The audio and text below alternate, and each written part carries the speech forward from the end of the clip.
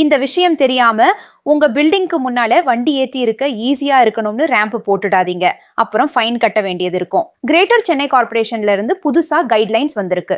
June 30ஆம் தேதி முதல் shops, பில்டிங்ஸுக்கு முன்னாடி பிரிக்ஸ், ரபிஷ், சாண்ட் மிக்ஸ்சர் மாதிரி கன்ஸ்ட்ரக்ஷன் டெப்ரி வச்சு ரேம்ப் போடக்கூடாது. ஏன்னா இது ஸ்ட்ராங் வாட்டர் ட்ரெயினை நிறைய இடத்துல பிளாக் பண்றதா சொல்றாங்க. இதால வாட்டர் ஸ்டாக்னேஷன் ஆகுது. இவ்வளோ நாட்களா செங்கல், கல், கான்கிரீட் ரேம்ப் போட்டிருப்போம்.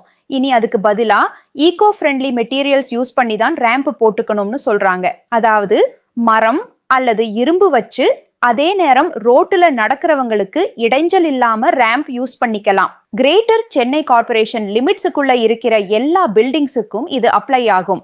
வயலேட் பண்ணா construction and demolition waste management rules 2025 படி பெனல்டி போட முடியும். இந்த இன்ஃபர்மேஷன் யாருக்கெல்லாம் யூஸ்ஃபுல்லா இருக்கும்னு நினைக்கிறீங்களோ அவங்களுக்கெல்லாம் ஷேர் பண்ணுங்க.